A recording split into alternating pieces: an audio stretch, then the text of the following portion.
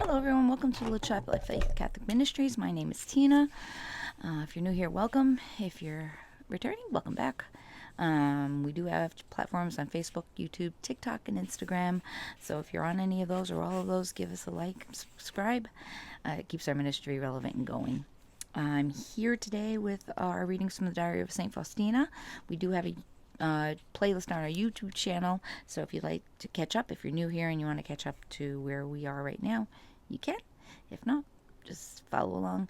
There's also some videos on there from some of the nuns from her order on there, which are pretty interesting. So we're going to do a short reading today. I like to keep it short on Sundays, but where we left off yesterday. On one occasion, Jesus gave me to know how pleasing to him is the soul that faithfully keeps his rule. A soul will receive a greater reward for observing the rule than for penance and great mortifications. The latter will be rewarded also if they are undertaken over and above the rule, but they will not surpass the rule.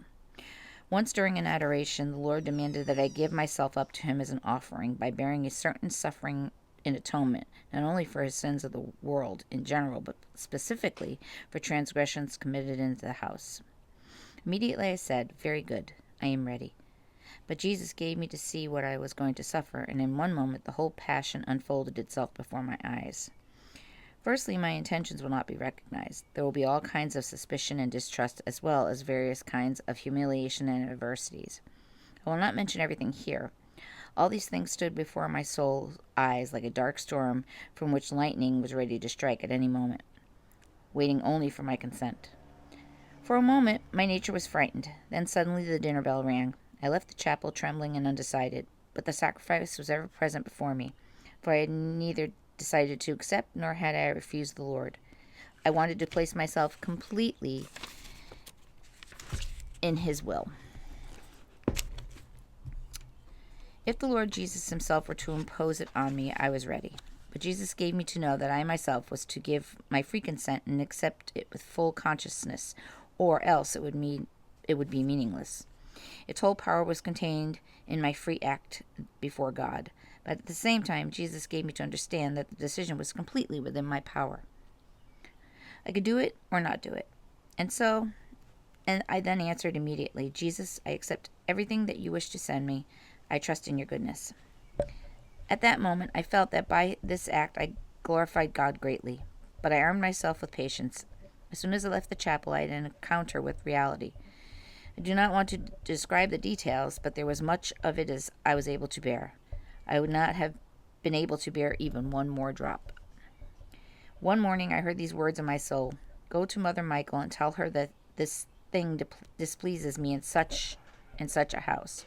I cannot mention what the thing was nor the house in question, but I did tell it to Mother General, although it cost me very much. Once I took it upon myself a terrible temptation, which was one of the students in the house at Warsaw was going through. It was the temptation of suicide. For 7 days I suffered, and after the 7 days granted her the grace which had been asked, and then my suffering also ceased. It was a great suffering. I offer taking upon myself the torments of students. Jesus permits me to do this, and so do my confessors. And we're going to leave it there. I hope you all have a beautiful Sunday. I will be back tomorrow with more readings. Come back later today. I do post quite a bit in a day.